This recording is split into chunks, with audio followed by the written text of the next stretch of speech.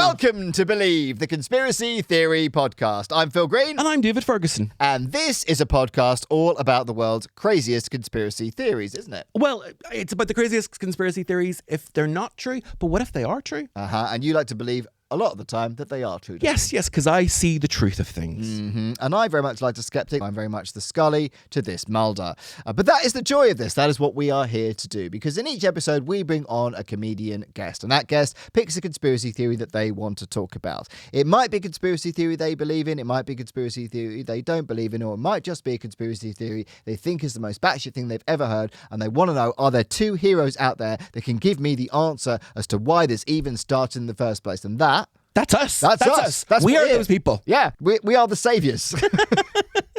We are the two people that will bring the truth. Absolutely. We've got nothing else to do, really. So we are very happy to sit there and work out why the hell it started and then discuss it on this podcast and try and work out whether we can prove it or debunk it or, to be honest, neither, because we never really end up doing any of those things. Yeah, it's a hell of a ride. It is, and we're just comedians. Yeah, that is the limit to our capabilities, and sometimes not even that. Now, we are on social media, aren't we? Yes, we are. Yes. Which social media channels are we on? We're on 3 social media channels. Yes. One of them is TikTok, while it still lasts. Another one is Instagram. Yeah. And the final one is definitely YouTube. That's right. The final one is definitely YouTube. And what is our handle? Our handle, I know what our handle is. It's Believe Conspiracy Pod. That's right. It is Believe Conspiracy Pod. It's where you can follow us, and it's also where you can get in contact with us. If you have a conspiracy theory that you want to talk about, let us know. Also, tell us what you think about the conspiracy that we have been talking about. We want to know, don't we? Yes, we want your feedback. If you've got an inside scoop on, like, you work in Roswell, Area 52, Area 51 even. 51. Area 52 as well. Well, there is an Area 52, but it's not the one associated with aliens. Any conspiracy theories that you got the inside scoop on, we want to know. Yeah, we want to know. We'll add them to our list, and we will find a comedian that wants to talk about the conspiracy that you want us to talk about. Yes, that is what we're here to do. We're here to serve you. Yes.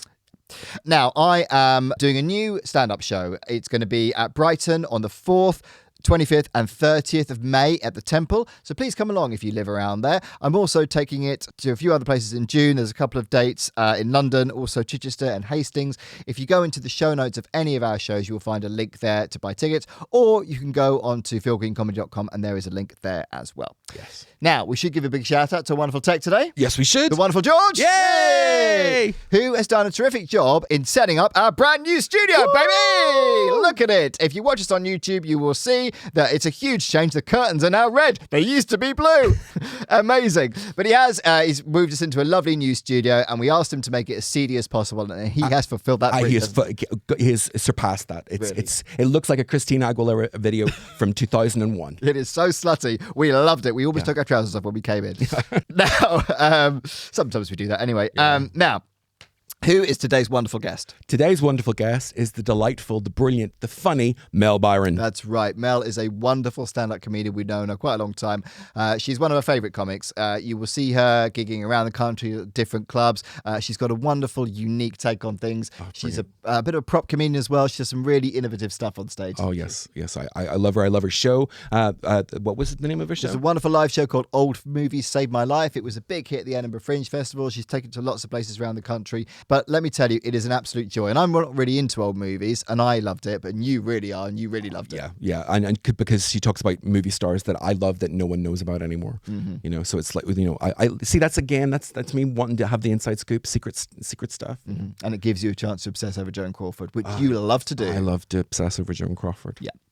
Now, what is the conspiracy theory that Mel has chosen? Well, today's conspiracy theory, Phil, is Emperor Nero was the Antichrist.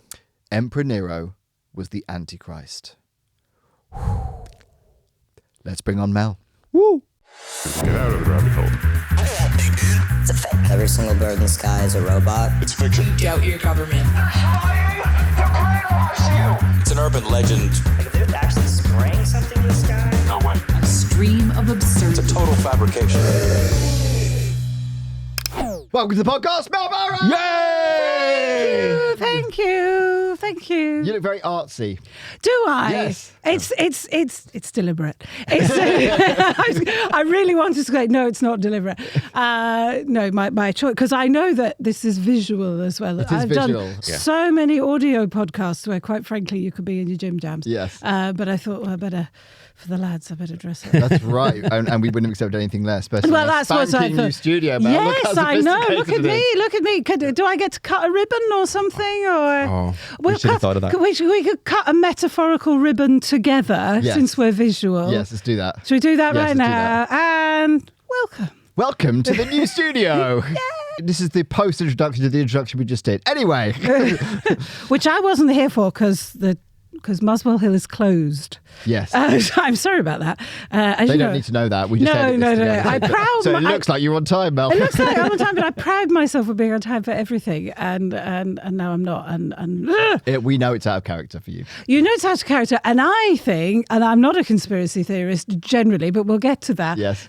Somehow, I think the universe has conspired to make me. To make you more skeptical today specifically. Today, Yes. unless you two are in cahoots with London Transport. We do hold that kind of power. Yeah. You know that. Very successful podcast. I know. You can oil the wheels, Phil. I know. Listen, there's an election coming up. We're doing what we can. So you've been writing. You do quite a bit of writing anyway. I do a lot of writing, but obviously I write my shows and my comedy, Yes, and I believe you've introduced the good people to that. But at the moment, I feel like I'm a bit of a hermit. So this is partly for because it's nice to get out.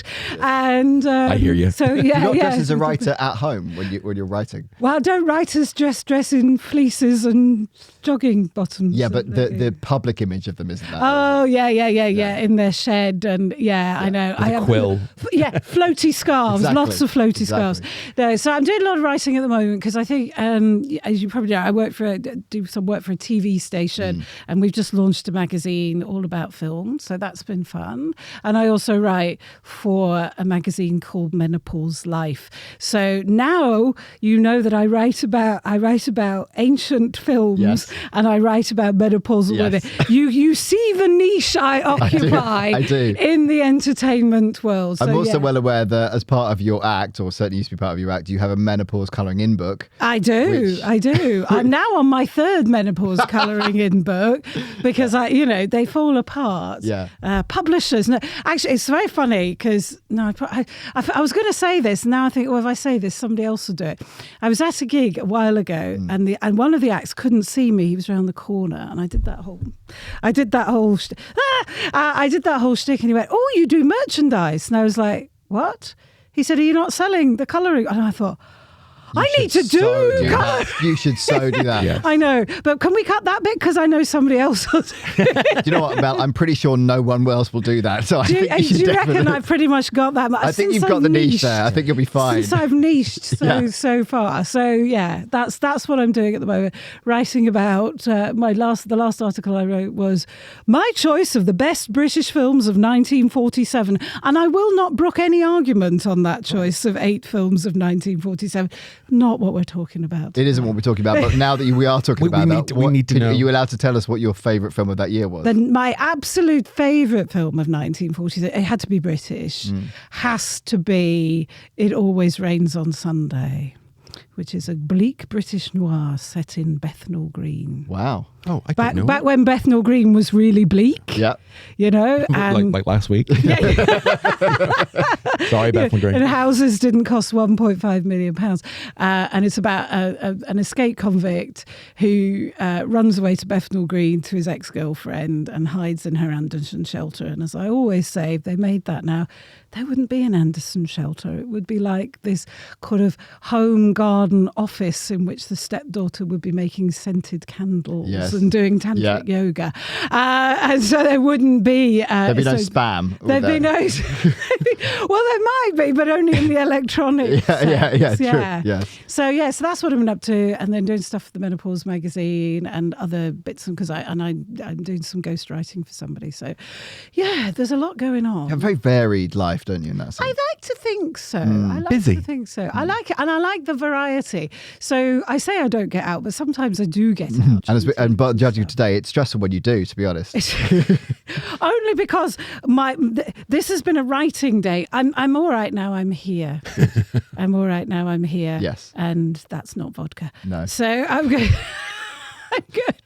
So, conspiracy theories. And you mentioned this already, that you're not massively bought into conspiracy theories. No, But- not the ones that have floated about in recent years, of which there have been many. Yes, they have. But at the same time, I understand why in recent years there have been more than perhaps has been the norm, because there's been, I think, a greater need for a level of comfort and logic and a need to kind of shape the world in a way we understand, which is why when you asked me what I wanted to do, what conspiracy theory, I thought, let's go back in history. Oh, and we have gone way back.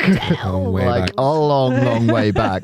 But you're right about sort of in recent years that modern conspiracy theories have emerged. And do you think that is, I mean, you sort of work a little bit in journalism, that is to do with political unrest and distrust? Yeah, absolutely. If it happens, somebody must be behind it. Yeah. And we just need to shape things, but also there have been things that people have been up to that, you know, I'm not thinking about January the 6th and that was, somebody was behind that. So, you know, I can see why logically the brain would go, there must be people behind other things as well. And then because we're not told yay or nay, if you don't tell the truth about something, people will form their own opinions Absolutely. or follow somebody with the loudest voice. Absolutely. Okay. So this conspiracy, Emperor Nero was the Antichrist. This is actually sort of, there's a couple of conspiracies built into this. One is that Emperor Nero faked his own death, which is quite a commonly held conspiracy. There is also a more religious conspiracy theory in that he was the Antichrist. So the Roman Emperor Nero, born in 37 AD and ruled from 54 to 68 AD. He is often remembered as one of Rome's most infamous emperors due to his tyrannical rule, extravagance, and the persecution of Christians. Nero became an emperor at a young age after the death of his stepfather, the Emperor Claudius, who was likely poisoned. During his early reign, Nero's rule was influenced heavily by his mother, Agrippina the Younger. I had to Google a lot of the pronunciation on this, Mel, and I've already fucked up. Agrippina the Younger, who plotted to put him on the throne. However, Nero eventually had her killed. Nero's reign was marked by his lavish spending on public spectacles, such as chariot races and gladiator contests, which drained the treasury. He also had a passion for music and theatre, performing in public himself despite criticism. One of the most significant events of Nero's reign was the Great Fire of Rome in 64 AD. I wouldn't say one of, I would say the most significant in fairness. There are rumours that Nero himself started the fire to clear land for his grandiose building projects, though historians debate this claim. Nonetheless, Nero famously blamed Christians for the fire and initiated a brutal persecution against them, making them scapegoats for the disaster.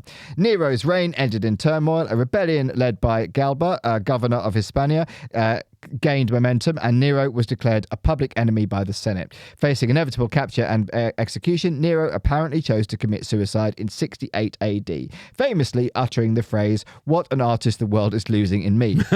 Wow. Before his death. I'm so going to say that before I die. However, there is a fairly widely held hypothesis that Nero orchestrated his own death, staging it as a grand deception to escape the clutches of his enemies and secure a clandestine future. He didn't have the best start, did he? No. I mean, the whole history of that period is people intermarrying, people stabbing their own relatives, chopping off their own wives. Yeah. I mean, he killed his mother and he also killed his first wife as well, Yes, didn't he did have his first wife killed. Yeah. I mean, and you know, his predecessor, I mean, Claudius possibly was poisoned. Previous to Claudius was Caligula, and we know all about, thanks to Derek Jarman, what Caligula got up to. And there was just heaps of nastiness going on. I mean, if that had been me, if I'd been born into the Roman elite at the time, I'd have done a whole Prince Harry, and I'd have been out of there. You'd have just fucked the hell off. I would have been out of there because, you know, if you got chosen, it was a death sentence. It was a death sentence. Poison chalice. Yeah. And he was only 16 when he got the job, such as it was. And it was all orchestrated by his mum. Yeah. Who, by all accounts, was a piece of work herself. Yeah. However, the idea that she poisoned his stepfather in order for him to take the throne, didn't she? That's right. Yeah. And she wasn't the first of the women behind the throne to poison somebody. She wasn't. And Tiberius's mother, I can't remember her name, poisoned her husband, so her son. I mean, it just goes on. It's and mental, on. isn't it? Yeah. It is absolutely mental. But I think that the thing that runs through all of it is the pursuit of power amongst those circles in Rome, isn't it? And like you said, why would anyone want it? I wonder if that would be the same now. It doesn't feel like it would be because you'd have to be, you have to be mental to want this job, surely. Yeah, absolutely. I mean, there wasn't the kind of, there was the Senate, but, there wasn't, they weren't supposed to have absolute power. No. But they did have absolute power, even though there was the Senate. And Claudius apparently was the one who wanted to devolve a bit more to the Senate. But then, of course, Nero comes after him. But Nero in his first few years did actually do that. He did give a bit more power to the Senate. He did actually do some good things in his first 5 years or so. But after that, he went off the rails a little bit, it's fair to say. Yeah. Well, you do wonder if this whole, now another conspiracy, this whole lead piping thing had something to do with it. She said taking a sip of the water from We are below ground in our new studio, which you point out in London. So who knows what's in the pipes? Who knows what's in the pipe? Yeah. But of course, also there was a lot of intermarrying. So there probably was. I think there was, and now I'm going to sound like a conspiracy theorist, some kind of congenital thing going on because the gene pool was so tiny because they were all marrying each other. They were. And the Greeks and the Romans, it was all about keeping power within the power. But then there were fractions within those circles and backstabbing and lies and treachery and lead poisoning. Exactly. Yeah.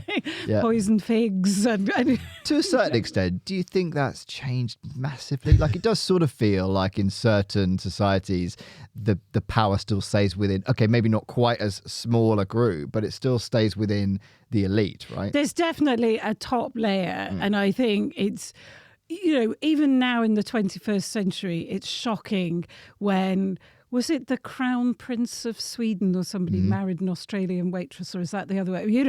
People are like, oh my God, that's so shocking. Well, why not? Crown Prince wants to go. I'm totally wrong about that. Or was it Denmark? Anyway, one of those Scandinavian places. And people are like, oh my God, it's so shocking. And I think, we talked about Prince Harry. I think that was part of, she came from well outside. Absolutely. So that's absolutely a no-no. So I think there is still that. However, the gene pool has widened, thank God, since the 19th century, because I don't believe there's haemophilia. Not quite as much. Not quite as much. Rife throughout the royal houses of. Also, there are fewer royal houses of Europe. That is true. That is well. also true. Yes. Some, perhaps one could say, more enlightened nations have just got rid of them. Yeah. Well, I just want to put a conspiracy theory in. If there's two candidates running for the presidency in the United States, it's the one that's closest related to the royal bloodline that will win. Is that true? Yeah. Yeah, but how when you say exactly. But it's a schoolgirl did the connection. It was like in the mid 1980s. She went through all their bloodlines and that's been true since. Okay. So whoever's closest related to the royals. But that's got to get further and further away now, hasn't it? Because, up to maybe even the middle of the 20th century, there'd be Americans who were the descendants of immigrants, where there are too many generations away from the immigrants. So I would imagine. And please don't tell me Donald Trump has some kind. Has he? He was closer than who did he went up against Hillary? He was closer than Hillary. Yeah. God. Wow. Yeah. Wow. Still, at least they've got a nice, diverse lineup. It's good, isn't it? What of ancient white Lovely, lovely bit of variation they've got to choose from. Great for them. So, the theory that he faked his own death. Proponents of the theory that Nero faked his own death argue that such a ruse would have been feasible given Nero's cunning and resources. Nero was known for his theatrical inclinations, and staging his own demise would have been the ultimate performance. Also, Nero's reported suicide occurred in a remote villa outside Rome, allowing for secrecy and manipulation of the narrative. While historical sources assert assert Nero's suicide through stabbing or throat slitting, there is a conspicuous lack of conclusive evidence, such as a body or eyewitness testimonies. Additionally, conflicting accounts of Nero's death emerged in the aftermath, fueling speculation. Some claimed sightings of Nero in the years following his alleged demise, adding fuel to the conspiracy theory. Nero had compelling reasons to orchestrate his own death. Faced with the imminent overthrow and potential execution, faking his demise would offer him a chance to evade capture, regroup, and potentially reclaim power at a later date. Moreover, by feigning death, Nero could shed the burden of governance and live in obscurity, free from the constraints of his former role. I mean, there's a lot. I can sort of see why he might be attracted to the option of it. Yeah, but given all we know about his desire for power, I can't get with the idea that he went, so I need to get away from this now. Yeah. And have a quiet life now. Yeah. So what I'll do is I'll pretend I'm dead. I just can't. I can't marry that up with what we know about him. Yeah. I mean, he was also only 30 at that point. It's astonishing, isn't it? Yeah. I don't think I realised until relatively recent just how young he was. So if you've ever watched I, Claudius on the telly, Christopher Biggins playing Nero, that's so wrong. Yeah. I mean, it's wrong on many levels, Yes. but the age thing is definitely one of them. I just can't see him devolving. I mean, mind you, I don't know how long would you... If you had not been subject to poisoning, and so how long would the average Roman live? 55, 50, something like that? Exactly. I mean, you're right. At the time, that's probably half your life. Half your life. Yeah. So he still had a fair bit of life to go, and he would have potentially have been emperor for all of that if he'd managed to constantly bat away the competition. Yeah, yeah. So I can't see it myself. I can't see that he would have done it. Now I know there's the whole, and then of course there's a whole story about he didn't want to commit suicide. Somebody had to force him to do it because it was the honourable thing. And I'm not sure, but the idea of like slitting your own, stabbing yourself. Sorry, that was one. I mean, I could see slitting your own throat. People, that's a way to go, but stabbing yourself. Yeah, I think that was a fairly standard thing to do. Lucretia. Yeah, exactly. I think that was fair to go straight for the heart. Right. What have you missed? Fuck. I know, you wouldn't have the energy to go back. Would you? You'd just be like, oh, fuck, that hurt. Oh, that was sore. Never mind. Yeah. But then you just bleed slowly to death. You would, yeah. But that's one of the theories, is that he just couldn't do it, and one of his slaves had to. Yeah, do there is a it for strong him. rumour that is the case. Yeah. I mean, the idea of like the sort of theory of there was a lack of body, well, there probably would have been, wouldn't it? Because surely if they knew he was doing it, the two servants would have buried him. Exactly. So that doesn't really surprise me, particularly. Yeah. Exactly. And of course they didn't live in an age then where somebody would have handed the servants millions of pounds to tell their story. Eyewitness accounts. No, so. nor would anyone have paid attention even if they had. No, because they were nobodies. Exactly. If you were a slave, and they would have been slaves, and we talk about them as servants, but they would have actually been slaves. Yeah. So nobody would have paid them any heed. Yeah, exactly. In fact, I think, but it was one of them, allegedly, that advised, because they fled on the basis he was just going to hide out. And the theory is that one of the slaves advised him that it might be better just to call it a day, mate. Yeah. You had a good run. You're 30. Yeah. 30, that's... That's all right. You've done all right. By emperor's standards, pretty good. He had done a lot, in fairness. Yeah. Not all of it. Yeah, not all of it great. So false Neros. Over the next 20 years or so, after Nero's death, several men appeared across the Roman world who claimed to be Nero and tried to inspire large followings and even armed uprisings. Scholars have tended to call these men false Neros or Nero imposters, viewing them as a part of a larger phenomenon of political impersonation in the ancient world. The first Nero impersonator appeared within a few months of the emperor's death. He looked like Nero. He could sing and play the cithara, which is an instrument I didn't know about. Is that the lyre thing? Yeah, exactly, like Nero. He began to amass followers. A Roman provincial governor got wind of the situation and had him killed. Sorry. You couldn't make it up. No. You get killed for even not being Nero. Yeah, you just got to look like the dude. That's it. If you can play the cithara, you're dead. You're gone, mate. After this Nero impersonator, there were two others known about. One one supported by the Parthian king Artabanus during the reign of Emperor Titus. Like the first Nero impersonator, this one resembled Nero physically and also sang and played the cithara. He apparently gained a number of followers as he travelled from Asia to Euphrates, is that right? The other is described as a man of mysterious origin, Nero 57, who appeared around 88 to 89 CE and claimed to be Nero. This man was supported by the Parthians who defied Roman demands to hand the impersonator over. Okay, so he held out. Local politics probably played a large part in the rise of the Nero impersonators. As Miriam Griffith observed, the Nero impersonators we know of found political support in Greece, which had sided with Mark Antony during the Civil War and subsequently had been neglected by Augustus and his successors. The Parthians, whilst technically not part of the Roman Empire, seem to have supported one or possibly two Nero impersonators because they desired a return to political reapproachment they had achieved with Nero before his death. So they're kind of using them as pawns in the game, really. Yeah. So the validity of them as a potential Nero is could well be just for political reasons. Essentially. It's almost neither here nor there, isn't it? Whether they are Nero or not isn't really the issue. No. The fact is, they represent something, and I don't know. My heart says he probably did himself in reluctantly.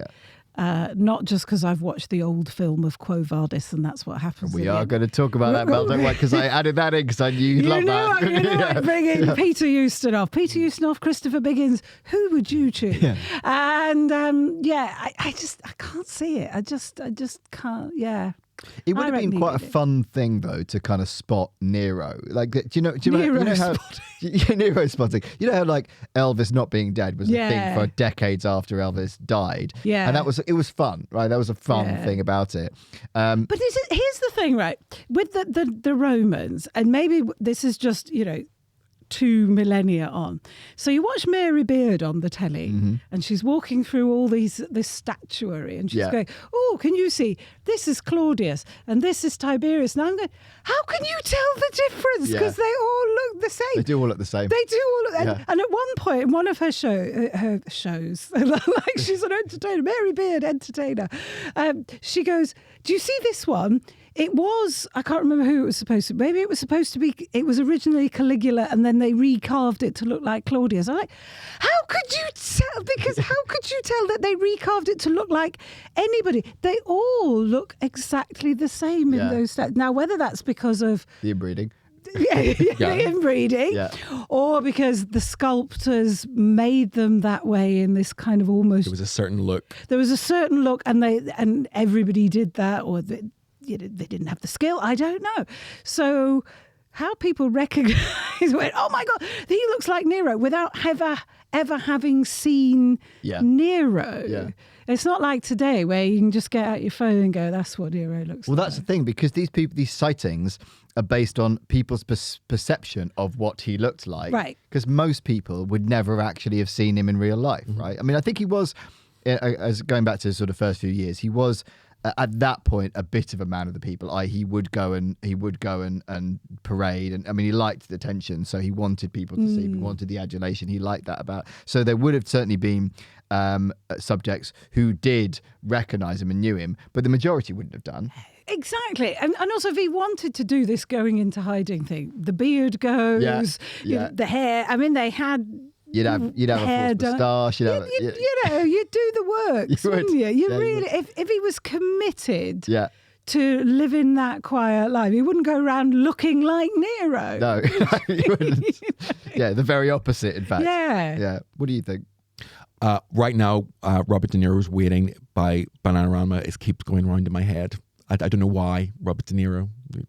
Nero. Robert De Niro. Got it. Yeah. There was a minute there where we were like, what? Is he in a... I'm going through the lyrics to that in my head. No, De Niro. Yeah. He's a De Niro.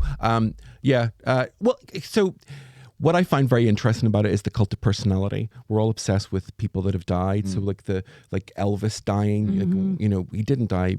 He's still alive. And I find that very interesting that it goes so far back. to Emperor Nero. So there must have been people that were into him, and there were people that could capitalize on it. Like, how many false Neros are there? There's three. There's three that we know of, but there's probably loads. more. Probably more. Yeah. But of course, they were also, as you talk about the cult of personality, their emperors were also gods as well. Mm-hmm. Sometimes when they were still alive. So And he was very much one that wanted to be treated that way. or Exactly. considered that way. So people would have looked up to them as being, and not thought, I guess the ordinary person would never have thought, I can move. Whereas now we supposedly have social mobility. Mm-hmm. Most people would never have thought they could move within those circles, and therefore they were on a pedestal, and probably as akin to a god as you're likely to get. I mean, that social progression thing is I do think is important. Anybody that was impersonating Nero must have had some level. They weren't, maybe there was some, wonderful, daring, young Roman. I'm going to be Nero, maybe, but like they probably had. They're probably very aware of the political actions that they were taking. Yeah, they would have been literate, and which I'm sure not all the Romans were. So they would have been a notch up from the everyday Roman. When I was researching this, there's what actually popped up. There's quite a lot of published papers that make a comparison between the people pretending to be Elvis impersonators and Nero impersonators. Really? Yeah. Now, obviously, we know what Elvis impersonator looks like. Usually, not a lot like Elvis, right? But the central theme of these papers was the desire for the adulation that person received. So I could sort of see that. I could sort of see why people would want that. I think these people were genuinely expecting people to believe they were Nero, but it's that desire. It's not really the desire for power, it's the desire for the fame and the adulation. So there's also a narcissistic thing going on, isn't there? And this is obviously the early 20th century. We had several women, I believe, pretending to be Anastasia, and they were never going to get any power. Not in their lifetime, not unless there was a restoration. Unlikely. So. And this was an age of media, so there was attention, and that's a wonderful thing, isn't it? Yeah. So that's a wonderful thing, is attention. How much attention you could have got back then, other than as being a political pawn, I don't know. But there is definitely a need to have significance, isn't there? So the three stand-up comedians. Clearly the neediest people around. We really are. So the cult of Nero, the phenomenon of Nero impersonators in the decades after Nero's death is complicated or enhanced perhaps by the evidence we have of longing for Nero's return, the honours paid to Nero's tomb, the placement of Nero's statues on the rostra, and the circulation of Nero's edicts for years after his death. Tending a tomb is arguably standard religious obligation, but in the case of a disgraced and overthrown emperor, perhaps less standard. Taken together with placing statues on the rostra and circulating edicts, however, this begins to look like a hero cult, or like a mimetic reenactment, which is like a ritual designed to bring the dead back to life. These actions speak of a desire on some part of the Romans for Nero to return. The orator and writer Dio Chrysostom says of Nero, even now everybody wishes he was still alive, and the great majority do believe that he is. And the longing was intense. There were rumours that Nero faked his own death. The rumours about Nero's death have been varied, and therefore many people imagined and believed that he was still alive. Prophecies like the Sibylline oracles began to appear. I read this through 3 times today, predicting that Nero would rise again in the east and return to rule. The Nero Redivivus legend. It persisted for centuries, people believing that Nero is alive and hiding, still 32 years old, the age he was when he was died, so not 32, waiting for the right moment to reveal himself and reclaim his kingdom. The Nero Redivivus legend gave rise to the Christian view of Nero as the Antichrist, which persisted many centuries longer. Some Bible scholars see the depiction of the wounding and healing of the beast in Revelation 13:3, and the mention of the 8th king, who is also one of the earlier 7 kings in Revelation 17:8, as allusions to Nero Redivivus legend. He's the devil. Yeah. Antichrist. Yeah. I don't know. It seems, I mean, I read that today, and I was looking at the actual text. I mean, it's in nowhere. It's certainly not overt. They're not actually naming him, nor would they. No, but it comes down to the number of the beast. Are you going to talk about the number of the beast? But yeah, go ahead. Yeah. So the number of the beast is either 666 or 616. Which is also the Earth that the Marvel Universe is set in. Anyway, if you know what the Marvel Universe, you know what I'm talking about. If you don't, I've just derailed the conversation. But 666 is grammatica for Emperor Nero. So it's from Latin, it becomes 666. Yeah. But from the Aramaic, it becomes 616. Or the other way around. It's languages and it's numbers, and that's where it comes from. Okay. And so like the book of Revelation, talking about, he seemed to have a mortal wound that seemed like a mortal wound, but was healed, and all the beasts followed the world the beast followed the world with wonder, I was raised a Catholic, so this is all beaten into me. Yeah. So, and you can sort of hear it, Yeah.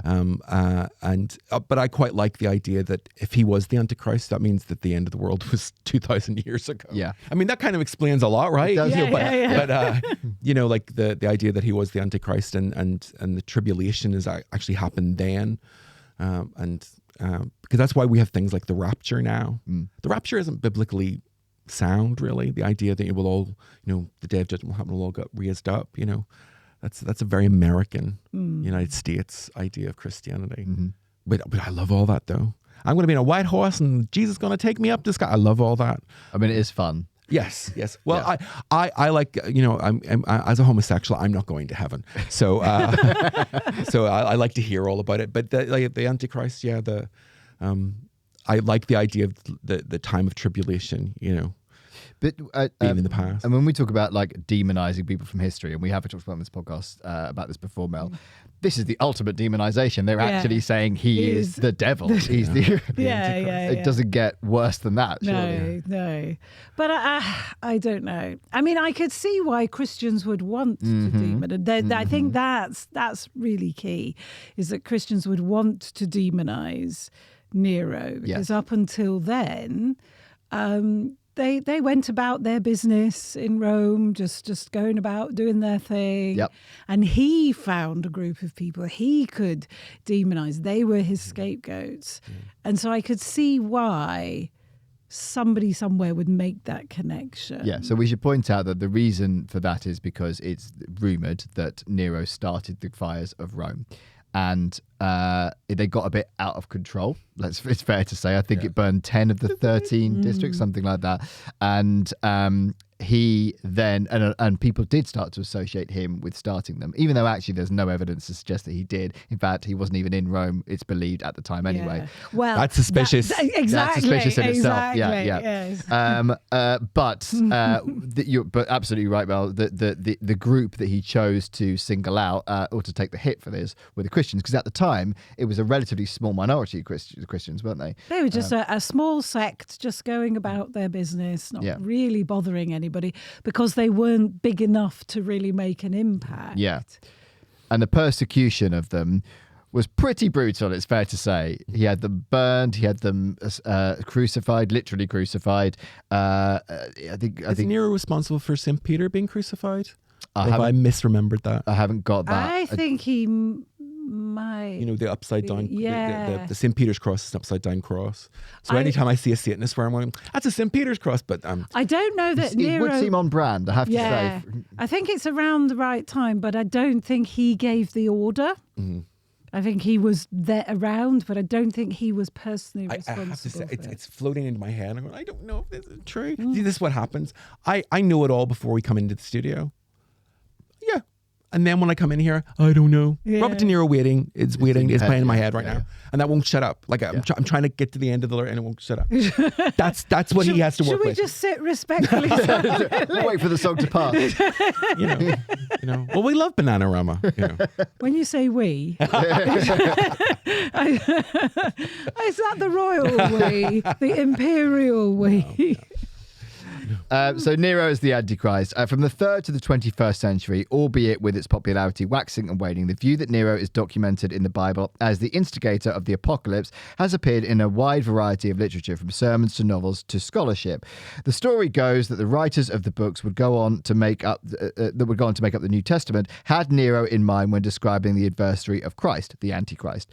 Two texts in particular are commonly cited. First, Paul's letter to the Thessalonians, in which the Antichrist figure is a man of lawlessness, and the second, Revelation, written by John, which is a different John from the author of the Gospel, while in exile on the island of Patmos, in which the Antichrist is the first beast.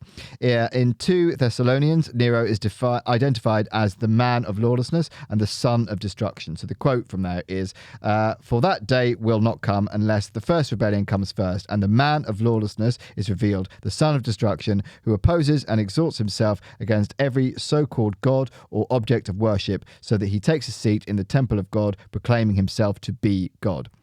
Nero's name is never mentioned. Rather, later generations of Christians from about the 3rd century onwards assumed Nero was the person who Paul had in mind when describing this destructive figure. There was a common idea that the Emperor Nero had made people worship him as a god in his own lifetime.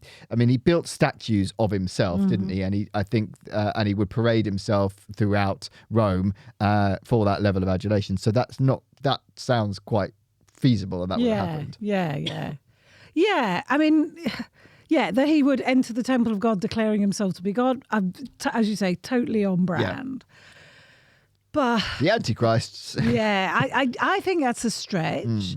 And also, of course, with anything in the Bible where it's open to interpretation, it was also open to interpretation by the people who translated it, and the Bible passed through many hands, and texts have been, altered and rewritten, and fiddled about with. And we're talking centuries later as well. Exactly. And of course, in the intervening centuries, a few more candidates have some shit went down, didn't it? Yeah. So just because it was written around then didn't mean necessarily that he might have been, many more candidates have risen, it could have been Vlad the Impaler for all we know. And I know I'm the terrible, I'm trying to get out of Eastern Europe now. I mean, obviously Hitler. Well, Napoleon is regarded as an antichrist. I see. Yeah, that's from Nostradamus. So okay. It was Nostradamus said Napoleon, Hitler, which he refers to as Hister, and I might have that wrong. It misses one of the letters in Hitler's name, and then the third Antichrist is yet to come. So that's the idea that they're coming. But JFK was considered an Antichrist at one point because he was Catholic. Obviously Catholic isn't meant to be Christian anymore. Like I love talking online to American Christians and, well, Catholics aren't really Christians. Going, how do you figure that? Yeah. Sectarianism. So much fun. But I can sort of see why people would make this interpretation. It's what needs one to do. But you're right. It could, as you say, Mel, we have no idea because it could have been any figure in history and a build up over time. I mean, definitely a candidate for it, by the sounds of it. Yeah, absolutely. If you're going to start making a top 50 list, he'd be on that. He's way up there. He's way up near the top of the charts. Is there but there is also, and we will come to it, there is a theory that a lot of this emerged after his death, and a lot of these stories and conspiracies about him emerged after his death, and there is an idea that, I wouldn't say even historians at the time, people at the time were trying to paint his legacy in a particular light in order to bring about change, in order to move on from his dynasty, because he was the last in that line, I think, wasn't it? So there is an element of that, and it's really hard for us to decipher, millennia later, as you say, how much of what we read now, what we know now, is based on that. Yeah. No, absolutely. Because, everybody has a vested interest. Yeah.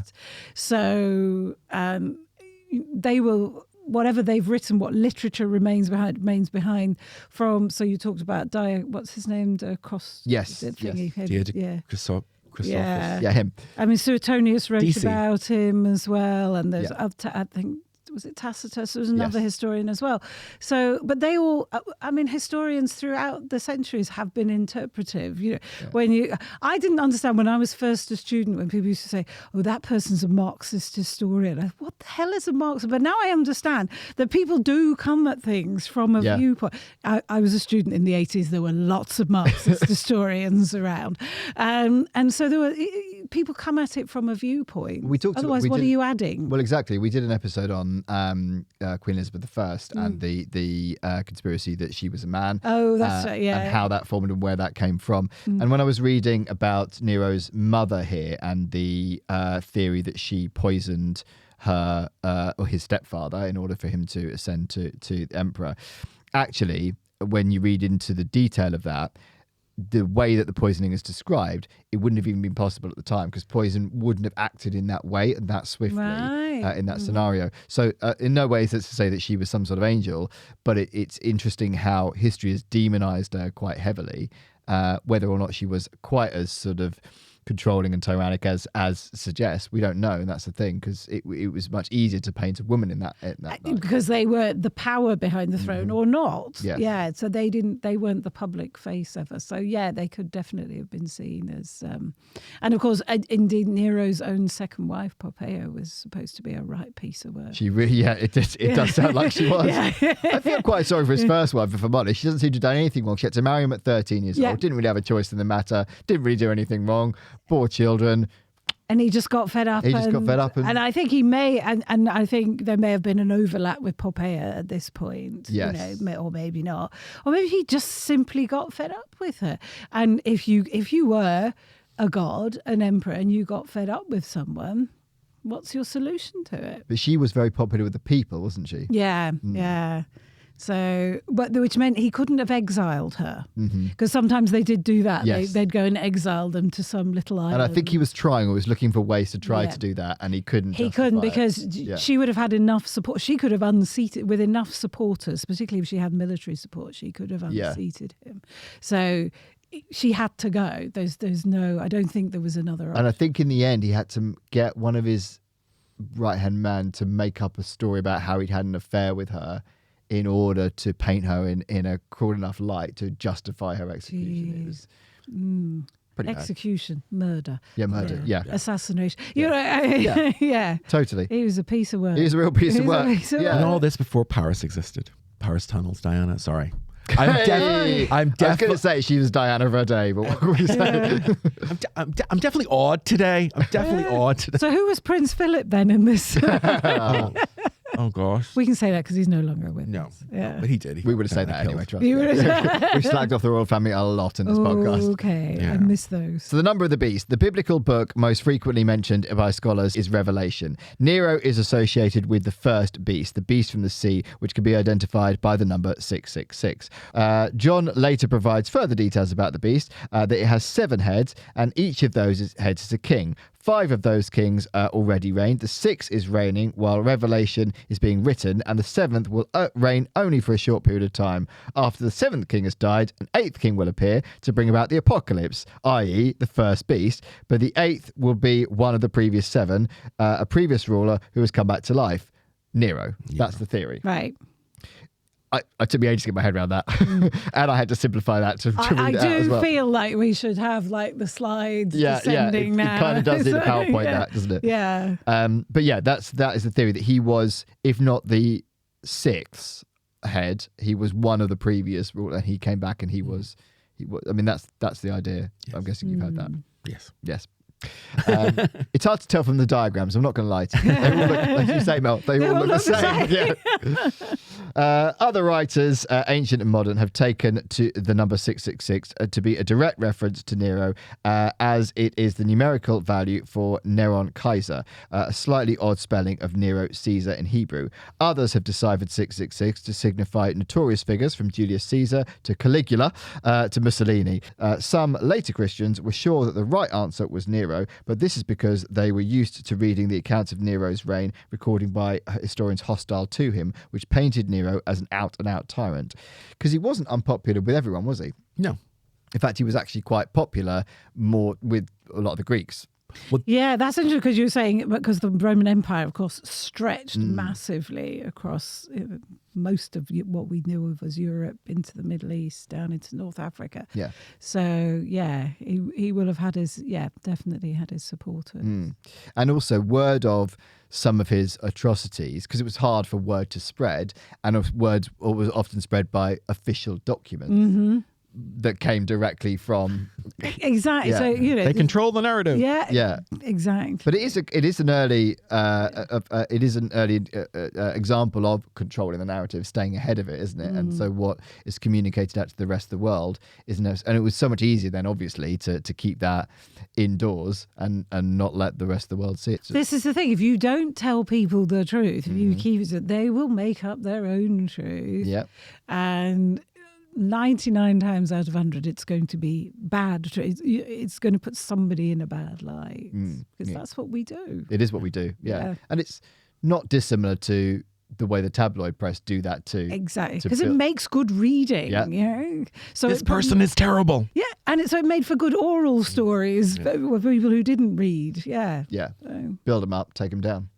yep, absolutely. Do you think he was demonized?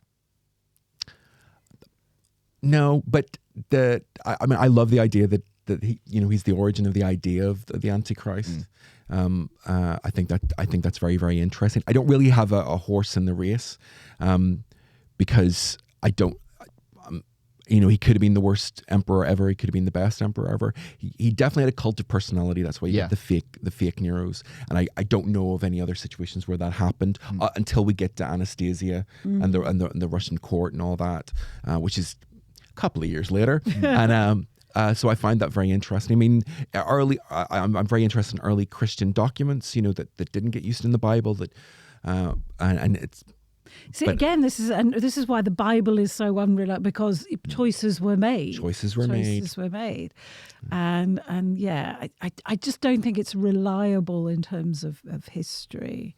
Yeah, because he wasn't. Lightning bolt. We talked about him being a tyrant but he wasn't a wary emperor compared to some of his predecessors, and that was one of the criticisms actually that and one of the reasons why he was taken down, because he wasn't seen as a strong military leader, was he? I mean, some of them were hardly ever at home because they were out fighting somebody somewhere, and that was their sign of leadership and expanding the empire.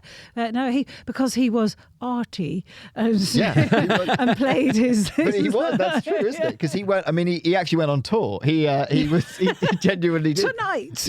Yeah. For one night only. He cast himself in I think various plays and performances at the time, and then went round various cities performing, and then received a laurel. I think he did 1,800, and he received the laurels at every single one of them, and then came back to Rome and paraded around Rome with all of these laurels to show the people how great he was, whilst the people were starving after the fire. And this is one of the reasons why he kind of lost touch with the people, right? Because he was seen to. So even if he didn't start the fire, he didn't really deal with the aftermath of it very I think well. that's the key, isn't it? Yeah. Whether he did or he didn't, he made a really bad job of what happened after. Yeah. And People are suffering. I know what will help them. I got 800 laurels. Yeah. Because he built himself a brand new palace, which was like amazing. And a huge statue of himself outside that, which he wanted people to essentially worship him as a god, and then paraded around town with a load of laurels, and then put up taxes to pay for all of that. Yeah. Bloody theatre kid. Yeah. You can't do that. You really can't do that, mate. It's not on me. Yeah, but nobody was going to say that to him. Yeah, who was going to say that to him? So you have to have a coup. Yeah. Chase him out. But I read somewhere, I think a long time ago, that they may or may not have actually killed him. They may have actually exiled him. Yeah. Galba, I think, Galba, by all accounts, was a more benevolent emperor. But of course, we don't know that either for sure, because he was a warrior. He came from a military background, so that he didn't necessarily want to kill Nero. But honestly, at the time, you want to get rid of your competitor for the job. You cannot keep them. That is the history of how emperors fall, isn't it? Exactly. Yeah. None of them politely move aside. There you go, Ted. Your job now. Mussolini, Yeah. We already mentioned him. Good example. They had to, and they strung him up to show people. They're very much the Tories of their day, really, weren't they? They really when it came to changing leaders. They really were. And the backstabbing. Yeah. This in the week, Liz Truss's book comes out. Oh, yeah. Yeah. I'll buy it alongside her March to Power. Do you remember that book? That was that was in your local works for £1 a copy. She wasn't even in power long enough for it to come out. Well, now her new book's called something like, was it How to Read 10 years to save the world. to save the world, to save the West. Yes, It's like, yeah. You had 49 days and you basically did a temp job, and now you're releasing a book about what you didn't do in your temp job. and that we could use this to save the world. If only Nero had Liz. Yeah. I reckon in the Roman times. If only we'd known when she was in power that she could have saved the West. Yeah, I know. But in Roman days, she would have quietly been. She would have been Mussolini. Oh yeah, she would have gone. She would have gone a long time ago. Yeah. There'd have been no exiling her to small islands off Sicily. There'd be none of that. Yeah. So the theory that he was demonized, before apparently committing suicide, Nero was declared a public enemy by the Senate. Across the empire, representations of him were defaced or taken down. This act encouraged Romans to remember Nero's reign as a failure. Despite this, the images of Nero did not disappear altogether and actually continued to be created. In the mid-2nd century, a larger-than-life statue of Nero was cut in Tralles in Asia and in 5th century Rome. Nero's portrait was among the most popular on souvenir medals, such as those given out during the games. Evidence suggests that there was not a widespread fear of Nero in the East in the 1st century, nor was there any clear indicators of the biblical text to imply that Nero should be the decoded entity of the beast or man of lawlessness. Had Paul or John wanted Nero to be understood incontrovertibly as the bringer of the apocalypse, stronger connections could have been made. As it is, Revelation and 2 Thessalonians can be interpreted historically in a number of ways, or can be understood metaphorically in terms of the battle between the forces of good and evil. And that's sort of it, isn't it? Is that they haven't overtly said this, and you think if they really wanted to paint him in that light, they would have done. Yeah. There was no reason not to. There was no reason not to. He was dead. He was gone. Yeah. In fact, the whole empire was gone. So why would you not say it in those texts? Yeah. No, I'm not buying it myself. You're not buying it. I'm not no. buying it. But you still think it might be, or? Well, the thing is, like, Simon Zoiltes criticized Jesus for not adding more hate to his preaching about Rome. You know, Jesus very famously said, give unto Caesar what is Caesar's, give unto God what is God's, which is really, I mean, I actually think it's quite a smart thing to do, but he's not hating on Rome. So that's very, very interesting. But, you know, like, if I'm more inclined to believe that the Bible was edited and the stories about Rome are created to protect Rome, you know, and so having Nero be the Antichrist actually would be antithetical to that. So you're skeptical. I'm skeptical. Interesting.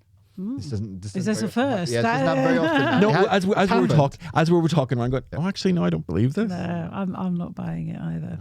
In later books and movies, Nero is often seen as a tyrant, but the Antichrist theory is often played down. In 1951, the novel Quo Vadis about Nero became the basis of a Hollywood blockbuster of the same name, starring Peter Ustinov as Nero. The film played down the association between Nero and the Antichrist. The word is only used once in the opening voiceover in the film. In this, the summer of 64 AD, in the reign of the Antichrist, known to history as the Emperor Nero, in favour of the more theatrical side of the emperor, though in the film nevertheless exploited some of the same Antichrist stereotypes: cruelty, destruction and madness. Yeah, and I think they were using the word Antichrist as a sort of quick descriptor because so we could get on with the action then, you know. I don't think they meant it in this scholarly actually the Antichrist. Yeah. I don't think that. I guess it would have been difficult to make a movie about him and not mention it, but purely on the basis that he'd been painted in that light by so many people. But to be honest, I mean, you know, there have been so many biblical films that really aren't, you know, they just take a bit of the story and then so many historical films are so inaccurate. There's just there's no words to describe it. Yeah. So Quo Vadis, the film, I do have a copy of the novel. I've never got around to reading it because it's about that big. Yeah. Quo Vadis, the film, really does play up the theatricality because that's very cinematic. Yes. Isn't it? It's very cinematic. To have a very flamboyant character weeping and he gets a little, at one point, he gets a little weeping jar and weeps into it and seals his tears in the weeping jar. And he's totally theatrical because on a big screen, that is great. That comes across really well, that he was just this complete lunatic whose theatrical abilities were nil as far as the film is concerned. That's part of the in-joke of the film. Yes, that's very, and that is one of the things that runs through this, is that by all accounts he was terrible. Yeah. Who's going to tell him? Yeah, but who's going to tell him? Yeah, exactly. And that's the thing, when you have absolute power and you've had it since you were 16 years old. Yeah. He's sort of a victim of his environment. He wouldn't know, would he? Yeah. No one's around to. He's like an influencer. Yeah. Yeah. Yeah. Yeah, but there's enough online hate for people to know whether or not what you're doing is great. Trolled Nero. Yeah, no one trolled Nero, exactly. Exactly. Well, essentially what we're saying is Nero needed trolling. He needed a good trolling. Yes, we encourage trolling. Yeah, no. We don't encourage trolling. Please don't troll anybody. As Nero continued to be portrayed in film and TV by Christopher Biggins in the acclaimed drama I, Claudius, and by Michael Sheen in The Rise and Fall of an Empire, references to the emperor as the Antichrist disappeared, but scholarship has persisted in discussing the role of Nero in the Christian tradition. While many scholars still argue that Nero was intended to be understood as the Antichrist figure in the Bible, we must remember that Nero of centuries of scholarship and literature was not the same Nero encountered by many Romans across the empire during his reign. As such, we should try as much as possible to interpret these biblical texts with the eyes of their intended audience rather than on their own. The question of whether Nero faked his own death remains a tantalising mystery, inviting speculation and debate, while historical accounts provide a narrative of Nero's demise. Gaps in evidence and inconsistencies in the testimonies leave room for alternative interpretations. Whether Nero perished in a final act of desperation or engineered an elaborate deception to escape his fate, his legacy endures as a testament to the complexities of power and the enduring allure of enigmatic personalities in history. Exactly as you were saying. Yeah. So, do we think, two questions, he faked his own death? No. Mel? No. Okay. So I think I know what the answer to question 2 is going to be. Do we think he was the Antichrist? Well, I mean, because in order for there to be an Antichrist, you have to believe that Christ is Christ. Yes. And therefore, those two things go together. If you believe that Christ is Christ, do I believe that Nero is the Antichrist? I think he's a strong candidate. Yep. But there have been so many candidates that I just can't. To me, he moves as the centuries go on. He would move further down the rankings. Sure. If this is The Apprentice, he'd be in the final. Yeah. But he wouldn't definitely get the job. No. He might not get the public vote. Yeah. Oh, there isn't a public vote. There isn't a public vote, but I'm pretty sure. If it was like Strictly Come Dancing, then right? I think he probably would get it. I think the public probably would give him, but the judges might be on the fence. Depends who else is in it. If Hitler's in there. Yeah.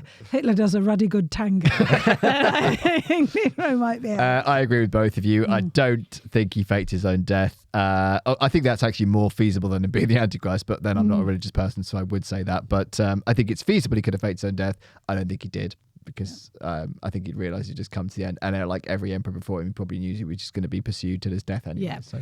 And on that note, let's welcome Emperor Nero! 32-year-old looking great. No, I'm How joking. do we know? He looks like all the other statues.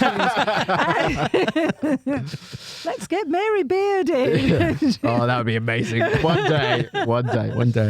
Mel, would you like to tell the people where they can find you, what you're Hello, doing? the good people. I have a website, but don't look at it. It's being revamped as we speak. You can go to melbyron.com, but honestly, don't linger too long. But just keep going back, because it will be redone. So what's my next thing? So I've got a few gigs coming up. The next big thing I'm doing, 25th and 26th of May, I'm at the Brighton Fringe at the Windmill down in Brighton. And then another big thing I'm doing in July, I'm at the Savoy Theatre in Monmouth as part of a big film event with Talking Pictures TV. So you can see chunks of my show on the 20th or 21st of July in lovely South Wales. Lovely. Go and see Mel. You will have a fantastic, fun you will. night out. No question. Especially if you like old films. Yes, particularly if you like old films. But it's not necessary. No. Would you like a Rome joke to end the podcast? I would love a Roman joke. We have Okay. to. I heard people are trying to ban Roman numerals. Not on my watch. Ah? Okay. Yeah? Beautiful. It's beautiful. Okay. That's the end of the podcast. Thanks for listening. Bye. Please like and subscribe on Apple, Spotify, Amazon, YouTube, or wherever you get your podcasts. The more lovely subscribers we get, the more episodes we'll make. And follow us on Instagram and TikTok for regular updates and exclusive videos at Believe Conspiracy Pod. We love you. Bye.